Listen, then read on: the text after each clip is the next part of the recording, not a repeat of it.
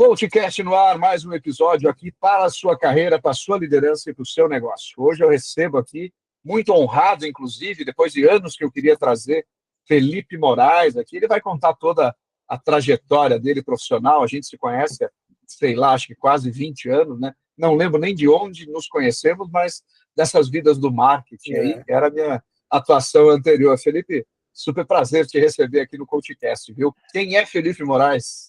Eu que agradeço. Obrigado, Sérgio. Obrigado. Cara, eu tava lembrando, assim, faz tempo. Foi logo que eu lancei o meu livro de planejamento em 2009. Isso. Cara, quem que é o Felipe Moraes? Eu sou um paulistano, nascido aqui em São Paulo, moro em São Paulo.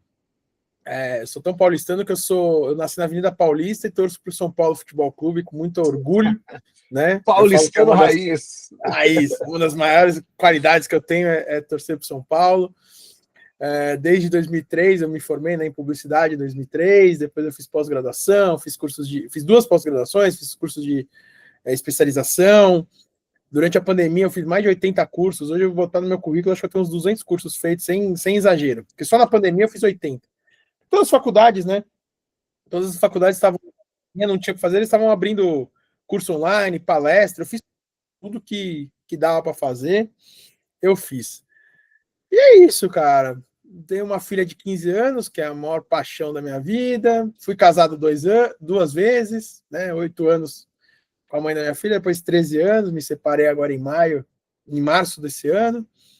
É isso. Essa é a pequena historinha, né? Mas tem muito mais coisa por aí que eu sei.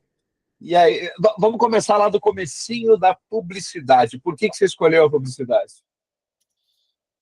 Cara, foi uma história assim, ó. Meu pai é advogado, eu trabalhava com meu pai, eu era office boy do meu pai na época do colegial, e todo mundo falava, meu, não tem, né? Meu pai é um baita de um advogado, escritório pronto e tal. E eu queria fazer direito. O dia que eu fui pegar um inventário dele, que tinha 80 mil páginas, e meu pai leu praticamente inteiro, e meu pai é nerd, meu pai é um dos caras mais inteligentes. Assim. Minha mãe é psicóloga, baita pessoa assim, mas meu pai é fora da curva. Eu desisti. E aí a minha mãe, eu tinha muito talento para escrever, né? Eu ganhava concurso de redação e tal. E meu pai falava: não vai fazer jornalismo, vai fazer outra coisa, tal. Eu nunca quis mesmo jornalismo. E aí a minha mãe começou a me trazer muita coisa do Washington Oliveto. Então o Washington, ele é famoso, lógico, porque ele era um gênio, né? Mas ele ficou um pouco famoso, infelizmente, porque ele foi sequestrado. Então o Washington começou a dar muita entrevista na televisão, muita entrevista no jornal e tal, e aí minha mãe trazia para mim. Olha isso, olha isso. E aí meu pai tinha um sócio, o Achoa, eles não são mais sócios, mas são amigos até hoje, o Antônio Achoa, um cara sensacional, e o Achoa é casado com a Andréa Serioni, e a Andréa era mídia da Thompson. E a gente era muito amigo, né? Eu trabalhava com a Achoa era meu chefe, a gente vivia e tal, e a Andréa, a gente tinha uma amizade, e a Andréa um dia falou assim: não, vem aqui. Aí eu cheguei na Thompson, entrei na sala dela, entro na sala, assim, na mesa do lado, o cara com MM. Ele cuidava da conta da MM. Boneco da MM, bala da MM, chocolate. Aí no outro da Nestlé, não sei o quê. Eu tinha 19 anos e falei: cara, é isso que eu quero. É isso que eu quero pra mim.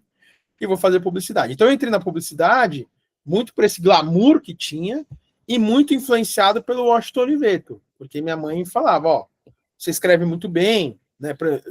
Na escola tinha aula de redação. Aí, assim, todo mês você fazia uma redação, a professora escolhia 5 melhores, você lia na frente, a sala escolhia a melhor e ela fazia uma pasta. Chegava no final do ano, das 12 redações do ano, tinha 6 ou 7 redações minhas. E era sempre assim, ela chegava e falava, dava um tema. O tema hoje é futebol. E sai para escrever. E aí eu fui nisso. Aí eu comecei como redator, só que no terceiro ano da faculdade eu comecei a ter aula de planejamento com o Paulo Genestretti, que ele era um cara que era da Bosch e tal. Hoje ele se aposentou, ele tá vivendo no meio do mato. E ele deu aula de planejamento. Eu falei, cara, é isso que eu gosto. E aí eu saí da redação, fui pro planejamento, fui fazer pós-graduação. Me formei em 2003, 2004, eu já começo a fazer pós-graduação de planejamento. Depois eu fiz o bootcamp de planejamento e aí eu fui dedicando minha carreira ao planejamento. E aí nos últimos 5 anos eu agreguei ao planejamento, que é a minha grande paixão, o branding. Eu achava que faltava isso, porque assim, eu entregava os planejamentos, eu fazia uma coisa muito forte de pesquisa e muito forte de comportamento de consumo, mas eu sentia que faltava alguma coisa. E aí eu tive um projeto para desenvolver uma marca, comecei a estudar mais brand, comecei a me apaixonar pelo brand, falei, cara, é isso que falta, porque eu estou trazendo o que o público quer, quem é o público, mas eu estou esquecendo do que é a marca, da conexão com a marca. E aí eu comecei a desenvolver isso, aí fui desenvolvendo metodologias e tal. Então eu começo na publicidade por causa do saudoso Washington Oliveto, que o único defeito Olha dele é que ele só. era corintiano. Tinha que ter algum também, né? E tem um, falando nele, né? Eu acho que ele ganhou prêmios com aquela propaganda que ele fez que não tinha nada, era o fundo preto e umas palavras, né? Eu não Ele lembro qual ganhou foi. a revista, para a revista Época chamar A Semana. Ele ganhou o maior prêmio da publicidade com esse. E eu tive a honra de assistir uma palestra dele na GV. Na sexta-feira ele ia lançar essa campanha no domingo. Então ele mostrou na sexta-feira pra gente. Caraca. Eu não fiz GV, mas eu tinha um amigo que fazia GV e teve a semana de comunicação. Aí foi só cara fraco, né? Nizanguanais, Oliveto, Luiz Lara. Quem mais que foi? Foi um cara, não lembro o nome agora, um cara da UMAP, que era um cara muito forte também na época. Uhum. Só carinha fraco, né? Da publicidade. Oh. E aí, óbvio que eu fui assim. E, cara, eu lembro que acabou a propaganda, o Nando, né, meu amigo Fernando, ele tava do meu lado, e eu olhei e falei assim, cara, assim, esse é o tipo de propaganda que eu queria fazer. Porque é uma propaganda que quem não conhece, fala, bonita a propaganda, mas quem começa a estudar, e eu já estava no terceiro ano da faculdade, quando isso aconteceu, você começa a ver que é uma propaganda baseada num texto criativo, porque ela é imagem de banco de imagens, isso, e uma voz que eles mudam a voz para ficar aquela voz robótica. Mas Uhum. o texto é muito bom, porque ele conecta o 7, que é os 7 dias da semana, com uma rosa são 7 ciclos, uma mosca, tal. Cara, o cara começa a fazer umas viagens e fala, meu, que coisa maravilhosa, né? E realmente é um dos comerciais, eu passo em sala de aula, um dos comerciais que eu mais gosto, assim. Por isso que para mim é muito fácil falar dele, porque eu adoro esse comercial. Falo muito dele. Mas o Washington, cara, o Washington fez o primeiro sutiã, né? Vai falar o quê? É verdade. O primeiro a gente nunca esquece, vale zero, né? Se eu não me engano, era Acabou. esse, né? Vale zero, vale zero. Aí teve uma época a DPZ, que a DPZ juntou Pelé e Garrincha, porque era dupla de criação, era o Nizam e o Washington, que para mim é o Pelé e o Garrincha. E o Nizam também é um baita de um publicitário para mim. Assim, se eu fizesse um ranking, é o Washington em cima e o Nizam embaixo. Aí os caras pegam e criam o garoto Bombril. Né? Então você vê a Os caras genialidade da são gênios, né? São gênios. Né? Não, são gênios. Esses dois não tem o que E falar. agora, na atualidade, tem algum gênio assim na publicidade? Tem alguma pessoa que Tem. se destaca? Tem. Infelizmente, ele neste momento ele não está no mercado, porque ele acabou de sair da Macan, mas o Hugo Rodrigues, né? O Hugo Eu tô por fora desse mercado aí faz Não, muito tempo, assim que eu não entendo. Hugo, eu tive a honra de trabalhar com o Hugo em 2007 na Salis Chemistry. Eu era gerente de mídia, ele era o diretor de criação. E, cara, é um dos caras mais sensacionais do mercado. Ele vai num centro espírita que de vez em quando eu vou e não dá para não ver o Hugo, porque o Hugo tem 2 metros de altura e o cabelo desse tamanho. É o estilo dele. Boa. Então não tem como você não ver o Hugo. E toda vez que eu encontro, eu vou cumprimentar. Ele não sabe quem eu sou. Às vezes eu falo, pô, você não vai lembrar, a gente trabalhou junto, mas ele vem assim numa educação, numa finesse assim absurda. Teve uma coisa engraçada uma vez com o Hugo, que ele estava na Publicis, a Publicis tinha ganho a conta do Carrefour. E eles estavam precisando de um time de planejamento e e-commerce. Aí eu mandei uma mensagem para ele. Falei, cara, eu sou planejamento e já trabalhei com e-commerce. Eu posso. Sabe quando que ele vai responder? Deu 00:30. Veio no meu inbox do Instagram, do Facebook, 4 áudios dele, ele me explicando tudo. Cara, eu não lembro de você, mas pô, que legal. Puta, vamos conversar. Ó, o telefone da minha diretora é esse. Liga para ela, fala que foi eu que pedi, tal. Não deu certo, mas ele foi muito legal. Então, assim, o Hugo é um cara que se destaca muito. Que legal. Mas eu tenho mais visão de planejamento, né? Então, assim, hoje a gente vê, né, o Fernando Diniz estava na DPZ, que é um cara que se destaca, o Newton Nagumo, que também é um cara que está mais numa parte de estratégia. Mas hoje eu vejo mais assim, mas a gente perdeu. A gente perdeu, assim, hoje a gente não tem mais um Marcelo Serpa, gênio. A gente não tem mais uma Adriana Cury, que eu trabalhei com ela. A Adriana foi presidente de criação de agência, eu trabalhei com ela. Cara, era assim, ó. Quando ela virava para mim e falava assim, me dá 1 hora, não fala comigo, lógico, uma puta educação, né? Porque às vezes você fala isso, pessoal, não, extremamente educado, a gente tinha uma liberdade, eu e ela, para isso, eu sabia que vinha coisa boa. A gente fez uma vez um projeto para a Míssima, eu fiz todo o planejamento, ela virou e falou assim, me dá aquela 1 hora, tá? Tá bom. Era 8 horas da noite. Eu falei, Dri, só tem nós dois aqui, relaxa. Era rodízio do meu carro, eu falei, relaxa que eu vou embora mais tarde. Cara, ela fez um texto. Que eu falei, meu, se a diretora de marketing da Míssima não chorar, é impossível. Então tem, assim, essa genialidade. Mas hoje tem o Pipo Calazans, né, da DM9, que faz um trabalho muito legal. Né, o Hugo, que eu já falei. Em agência, eu não vejo mulheres tão fora da curva. Mas em cliente, sim. Então, por exemplo, eu sou muito fã da Daniela Cachiche, da Ambev. Tem a Cris do Nubank, né? Esqueci o sobrenome dela, a Cris Junqueira, do Nubank. Não tem o que falar. Olha o que ela pegou o Nubank, que não era nada. O Nubank eu vi isso ontem, tá? O Nubank é o 3º banco em conta corrente no Brasil hoje. É verdade. Não, e tá no México já, né? Então, a Cris Junqueira. Então, em agência, assim, eu trabalhei com gente muito boa, mas não é tão famoso. Eu trabalhei com a Cris Lindner, que eu adorava. Trabalhei com... recentemente com a Larissa Bernardes. Não são tão conhecidas, mas falar assim de referências, eu tenho essa. Tem. Que bacana, que bacana. E você, como você falou do seu pai e da sua mãe, né?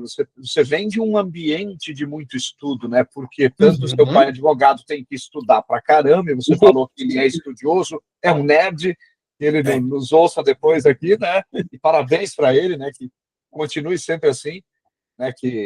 E a sua mãe também, a psicologia demanda muito estudo, né? Porque isso. Trabalhar com a tua mãe clínica também? Não, minha mãe, ela se formou em psicologia, mas ela sempre foi para uma área mais de educação, então ela trabalhou bastante em colégio. Então tem que estudar de toda forma, né? Tem. Não, depois ela abriu uma clínica de aula particular, e aí na pandemia ela fechou, e como minha irmã está com 2 filhos pequenos, um de 8 e um de 6, hoje ela tem a melhor profissão do mundo, que é ser avó. Hoje a profissão deve ser maravilha. Mas onde eu queria chegar é isso, né? Justamente você vem de um berço assim de muita educação, né? De muito estudo. Então, obviamente, você foi pelo caminho, de repente, meio que intuitivo. Aí, vou ser professor também, escritor, professor, né? Conta essa trajetória de Cara, você sabe, eu vou te falar que é uma história engraçada, porque eu era um aluno muito ruim. Eu era péssimo aluno na escola.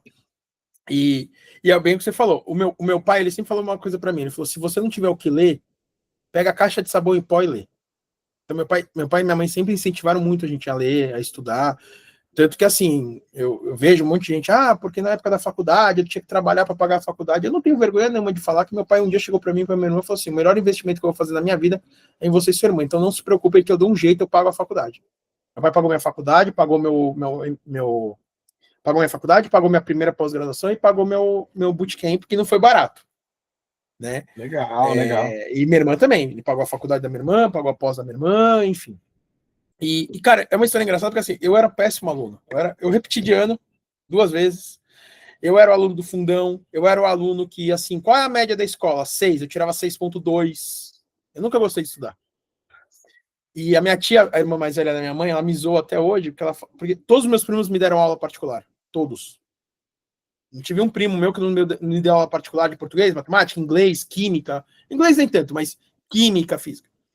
E aí hoje minha tia olha para mim e fala assim: cara, você tem 10 livros escritos. Você dá aula em MBA de USP, SPM, FAP, PUC, Casper, Senac. Como? Mas é muito isso, assim. Eu descobri essa veia de professor na pós-graduação. Na faculdade eu já apresentava todos os trabalhos. O pessoal adorava que eu apresentava, porque eu sempre falava besteira, eu sempre tinha uma piada, sempre zoava alguma coisa. Então, mas na pós-graduação a gente teve aula, né? De dar aula. E aí eu descobri ali a minha veia, e eu tenho isso como propósito de disseminar conhecimento. Boa. Então hoje eu tenho um podcast que eu falo quase todo dia só de marketing e tudo mais. Eu tenho livros, eu escrevo artigos, né? Quase toda semana eu escrevo um artigo e tudo mais. E aí Cara, fui dar a primeira aula, gostei. Nisso que a gente montou, me chamaram para dar uma aula num curso livre, eu gostei. Meu amigo tinha um contato numa faculdade, falou, cara, vamos vender, porque não tinha, nessa época não tinha pós-graduação em marketing digital.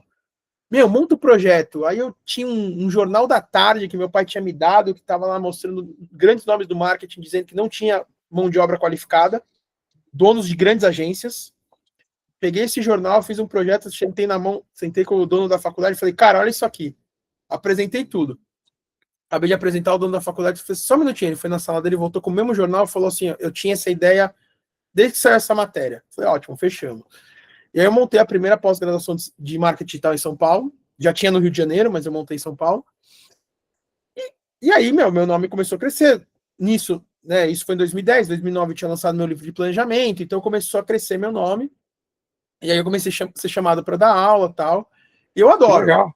Eu adoro, assim, eu te falo que grande parte dos meus amigos são alunos meus, ex-alunos, né? Eu já fui sócio de ex-aluno, eu já fui chefe de ex-aluno, eu já fui chefiado por ex-aluno. Que bacana. Um cara que eu admiro demais, que é da JCOM, que é o Thiago Scher, que foi meu aluno e meu chefe. Eu tenho o maior orgulho. Porque às vezes fala assim, cara, eu já ouvi isso, tá? Você fica falando aí que você foi, seu aluno foi seu chefe, você gosta de falar isso? Eu falei, cara, para ele chegar lá, e ele fala isso, que eu ajudei ele a chegar onde ele chegar, então eu tenho o maior orgulho. Então, muito assim, bem, é isso mesmo, né? Qual o problema, né? Bem legal. Exatamente. Mas é assim, legal. Cara, eu fui sempre motivado. Então, por exemplo, hoje eu vou dormir, eu sempre tenho um livro do lado da cabeceira. Acabei ontem isso aqui, ó, vou até mostrar. Fica bem do lado, que eu tô no meu quarto. Isso aqui é o meu quarto. Tá aqui, ó, tá do lado da cama. Como o quarto é pequeno, a cama fica aqui, ó. Então, aqui do lado. É que tá com o fundinho aí, não aparece, tá tudo bem, o fundo tá bacana. Ah, tá. Entendi. É que para mim aparece, acho que tava aparecendo. Então, eu tô sempre lendo, eu tenho sempre um livro na minha mochila. Eu sou um cara que eu não posso entrar em livraria que eu não saio de mãos abanando, né? Então, eu tô sempre lendo, eu acordo, eu trabalho de casa, então eu consigo dormir até um pouco mais tarde, então eu acordo por volta das 8, 8h15. Eu não começo a trabalhar antes de ler todas as newsletters que eu assino, e são 10. Olha aí. Né? Às vezes, no meio da tarde, assim, sei lá, às vezes eu tenho uma reunião às 3 horas da tarde, aí chega umas 2h30, você não vai começar a fazer nada das 2h30 às 3. Aí eu entro no Instagram e começo a ver todos os Forbes, Mundo do Marketing, tudo que eu sigo.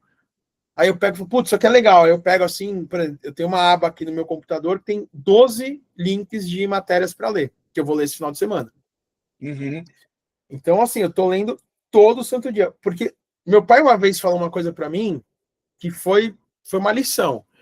Meu pai é advogado e tal, e aí ele foi discutir um contrato, e antes de discutir, ele passou na banca e ele comprou um jornal. E aí ele pegou e leu o jornal, né, ele saiu de São Paulo para ir para o Rio, então ele foi lendo o jornal no avião. Isso, finalzinho dos anos 90, começo do ano, por aí, 92, 93. E aí ele falou que a hora que ele chegou lá, era uma reunião do banco, que a hora que ele chegou para discutir com o cara, ele começou a falar de dados do mercado do cara que o cara não sabia, porque ele tinha lido no jornal. E o cara falou, não, o senhor tá certo, vamos fechar o negócio. E eu vejo isso hoje. Então, assim, eu vejo assim, eu chegar numa reunião, que eu tava atendendo o BioID. Primeira reunião do BioID, eu era agência, o cara começou a falar, eu comecei a debater com ele. Falei, o número da BioID é esse, o mercado é assim, a BioID foi assim.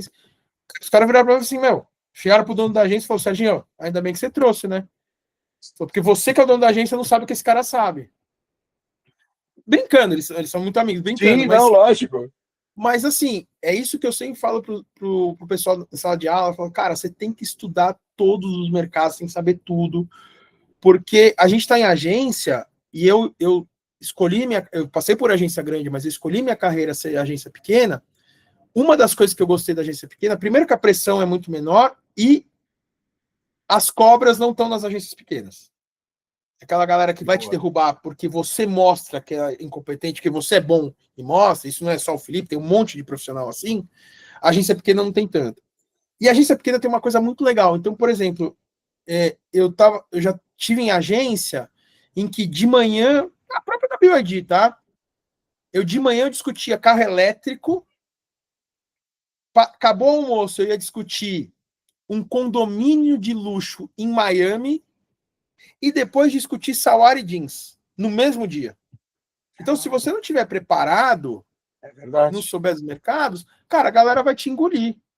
E eu, como líder do time, porque eu era o diretor de atendimento / planejamento, essa menina vira para mim e fala assim, o São Paulo Fashion Week, eu não soubesse o que é São Paulo Fashion Week, minha equipe me engolia, eu perdia toda a liderança. Verdade. Que legal. Você vê, para quem não gostava de estudar, você gosta de estudar pra caramba, né?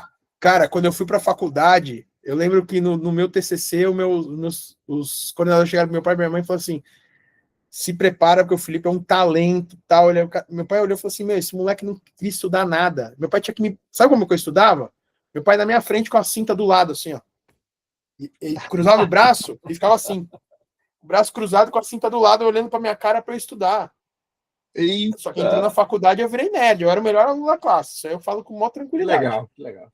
Talvez você não estudava aquilo que você não queria, você queria estudar outras coisas. Exato. Não, por exemplo, na faculdade, antropologia, sociologia, que depois eu vim entender a importância quando eu comecei a trabalhar com planejamento, mas até então eu trabalhava com redação. Puta, era matéria assim, matéria 6 eu tirava 6,5, 7. Agora, matérias, planejamento, mídia, criatividade, as matérias práticas da faculdade, era 9,5, 10. Mas assim, engraçado você estar falando isso. Eu estou fazendo um MBA na PUC do Rio Grande do Sul, é online, né? E aí tem as provas ali, que eu não gosto muito, né? Mas aí eu viajei, agora fiquei 11 dias fora, e aí eu vi que tinha uma prova que ia já vencer a data de fazer, depois só tem a recuperação, né? Que aí diminui a nota. Eu vou fazer sem fazer as aulas. E é coisa que eu conheço, assim. Fui fazer, gabaritei. Tirei 10, né? Eu falei, cacete, agora tem que assistir a aula, de toda forma, né? Exato, mas eu vi que são coisas que é o cotidiano. Eu estou fazendo um MBA de vendas, negociação e alta performance. É uma coisa bem legal. Estou bem surpreso assim, com o nível dos profissionais que eles trazem. Não trazem só professores teóricos, eles trazem gente de mercado, gente real, gente que trabalha mesmo, né? Que é esse que eu acho que é o lance, né? E não adianta a gente... às vezes, e você é um exemplo disso, né? Você dá aula daquilo que você vive, daquilo que você estuda, né? Não é só teoria. Sim. Não, é até legal, vou dar risada disso, porque é até legal você falar isso, porque eu dou aula na PUC de Rio Grande do Sul. Eu dei aula lá. Que legal. Mas é isso. Quando eu montei o MBA, é assim, eu vou ser muito sincero, eu não tenho absolutamente nada contra aqueles professores que dedicam a carreira deles a professor, nada contra. Mas eles ficam muito teóricos.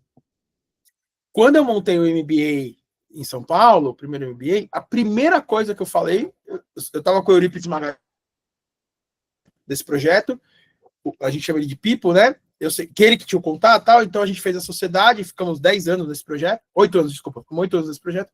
Eu sentei um dia com ele e falei assim, People, vem cá, primeira coisa, cara, a gente só vai trazer pro cara do mercado. Não, mas tem aula que é teórica, tá bom. Tem 2 aulas que são teóricas. Então, nessas 2 aulas a gente traz professor teórico. Agora, eu só quero o cara do mercado e eu quero o cara muito top. Então, os alunos, a gente teve muito aluno nesse curso, que era uma faculdade pequena, que saíam das grandes faculdades para cá e falavam pra gente, eu vim não pelo preço, que o preço de vocês era metade do preço, às vezes 1/3 do preço, mas porque os professores que vocês têm e a grade de vocês é a melhor que tem no mercado. Porque a gente olhava a grade e via aquelas matérias extremamente teóricas e falava, cara, publicitário não vai ver isso. Ele não quer isso. A gente tem que dar matéria aqui. Aí chegava assim, mídia. Aí trouxemos, sei lá, o Paulinho Schiavon, que é baita de um amigo. Pô, Paulinho Schiavon era, na época, a Tecnisa era a maior empresa de marketing digital do país, né? Que fazia marketing digital do país, ensinava o mercado. Cara, traz o Paulinho é o cara da mídia. E o Paulinho chegava lá. O Paulinho chegou um dia assim, ele falou, galera, quer saber? Eu vou dar a seguinte aula para vocês. Ele abriu o plano de mídia da Tecnisa e começou a discutir com os alunos o plano de mídia da Tecnisa. Quer mais mercado do que o cara pegar o que ele entregou pro chefe dele e mostrar em sala de aula? É isso. Então é isso. É sobre isso. A teoria, logicamente, é importante, né? Lógico. Sim, mas é assim. É que nem eu tô fazendo final de semana eu fiquei... Final de semana eu tô fazendo um projeto no mercado de luxo e eu não conheço muito luxo. Aí o que eu fiz, cara? Eu tô lendo... Esse livro que eu mostrei pra vocês é de luxo, mercado de luxo. Mas o que eu fiz? Eu falei, ó, uma coisa é a teoria, beleza. A menina que escreveu aqui é uma baita de uma professora da GV e trabalha na área. Então ela trouxe aqui o conhecimento dela. Ótimo. Mas eu quero ver na prática. O que eu fiz sábado? Peguei o carro, fui no Shopping Iguatemi, no JK Iguatemi, no Cidade Jardim, avaliei 22 marcas. Cartier, Boa. Tiffany, Boss, Burberry, Prada, enfim, todas. Então eu vi a teoria com a prática. O que eu estou fazendo agora com esse material? Eu estou montando um e-book, que desse e-book vai virar pauta para o meu podcast, já virou artigo, vou postar artigo no meu site, vou postar. Então, assim, eu estou disseminando esse conhecimento. Esse material, sincero, nem passou pela minha cabeça vender, mas me falaram. Essa semana um amigo meu me falou: pô, você tem que vender. Eu falei, cara, não vou, porque esse material eu vou disponibilizar. Ah, mas por que você fez isso? Vai me ajudar pra caramba em 6 projetos de luxo. Então, entrando. Pronto. Mas o meu conhecimento tá lá. Até porque o que eu fiz tá aberto. Você vai lá no shopping Cidade Jardim, você vai ver a mesma coisa que eu. Só que eu tô trazendo a minha visão e tudo mais. Então, isso eu acho muito legal da gente fazer pro mercado. Né? Eu vejo muita gente fazendo. Um puta amigo meu, o Rafael Kiso, faz isso todo dia. Toda hora ele tá postando um monte de estudos legal. Outro cara que eu adoro, assim, que é meu irmão, que é o Rafael Hess, também faz muito isso. Eu acho que isso o mercado tem que começar a fazer, né? Que legal. Não, sem dúvida alguma. Nós estamos já caminhando aqui para o finalzinho, mas eu quero que você fale, né, como que foi escrever o livro, né, do Tele Santana, entrevistando um monte de gente. Porque o Tele Santana é um cara conhecidíssimo aqui no Brasil, né? Nossa. Cara, sabe o que eu brinco? Eu acho que assim, não fui eu que decidi, acho que foi ele que me escolheu, porque meu pai era muito amigo de um vice-presidente do São Paulo, eles trabalhavam juntos numa empresa, e aí eu queria escrever um livro do São Paulo. E aí eu fiz o livro, fiz o projeto do livro, e aí quando eu fui, aí ele falou, cara, vai no São Paulo falar com a Juliana do comercial, então, beleza. Aí a Juliana falou assim, Fê, tem 4 livros que contam a história do São Paulo e vai sair mais 2. Você vai ser o 7º livro que conta a mesma história? Falei, puta, é verdade. Aí ela falou, mas isso aqui, ó, ao mestre com carinho, o São Paulo da Era Tele, isso é um sonho da diretoria que ninguém consegue. Faz isso. Tá bom. Cheguei em casa, fui olhar o que eu tinha de pesquisa, liguei para ela e falei, Ju, eu tenho material suficiente para fazer o livro. Beleza. Fiz o livro, entreguei bonitinho, assinei com a editora, chego no São Paulo para apresentar, o gerente de marketing lá, o Fábio, falou assim, você entrevista uma galera que jogou com ele, que participou com ele. Tá bom. Beleza, vamos fazer. Aí eu comecei. Eu era vizinho do Zete, a escola de goleiro do Zete era na frente da onde eu morava. O Zete me deu o telefone do Ronaldão. Eu tinha o telefone da assessoria de imprensa do Raí. Começou. Aí um dia postam no Instagram que ia ter o Caio Ribeiro tinha um bar de futebol. Ia ter um jogo de São Paulo, ia estar o Caio, o Juninho, o Miller.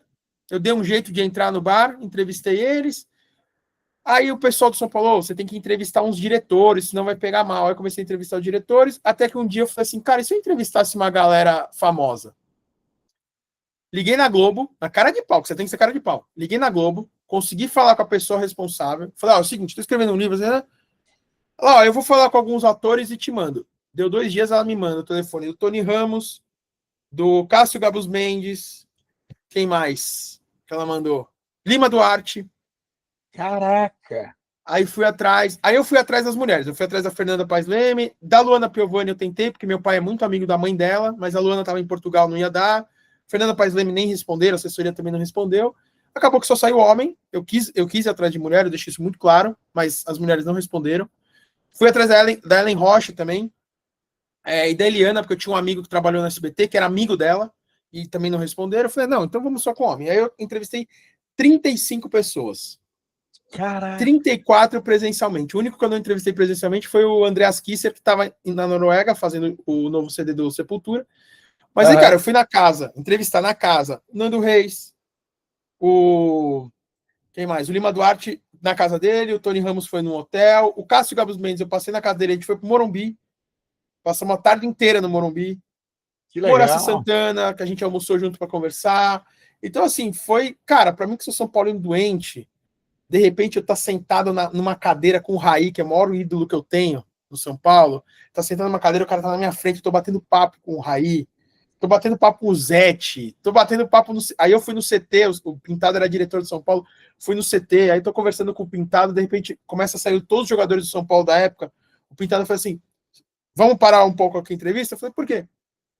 Caleri, Ganso, vem cá, ó, esse menino aqui, São Paulino doente, vocês vão dar autógrafo pra ele.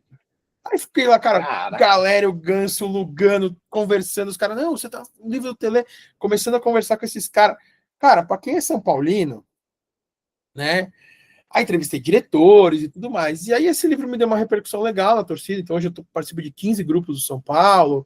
Que bacana. Graças ao livro, eu trabalhei 1 ano e meio na área de inovação do São Paulo, eu saí porque eu quis, né, projetos, para me dedicar a outros projetos, enfim.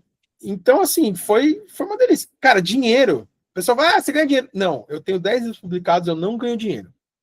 Não ganho. Ó, vou abrir o jogo para você. Eu acabei de receber, sexta-feira passada, eu recebi direito autoral de 3 livros, 2 anos de venda, 3 livros, eu recebi R$1.900. Não dá grana, mas te dá notoriedade, né? Sem dúvida alguma, te abre porta. Só que um desses livros me trouxe, em 2023, 3 clientes. Um desses livros.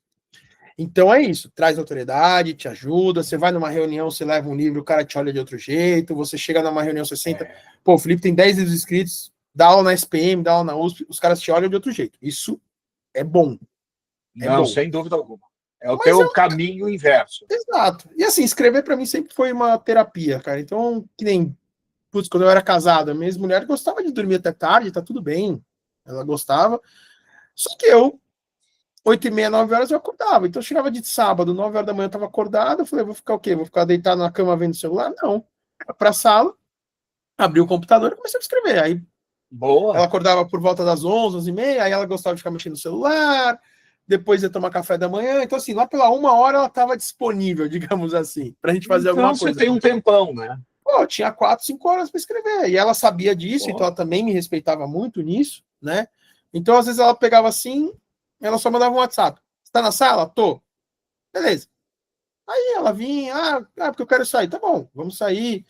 Enfim, então era muito legal, assim. Aí, que legal. Isso, foi uma paixão. E aí isso, né? Aí veio outros livros, né? Aí escrevi livro de marketing, escrevi livro de romance, eu escrevi um que chama Valor da Amizade, que é uma ideia assim, acordei domingo 6 da manhã com uma ideia louca, sentei no computador e escrevi 25 páginas num domingo, mas eu escrevi a história inteira, num domingo. E aí eu comecei a destrinchar ela ao longo da semana.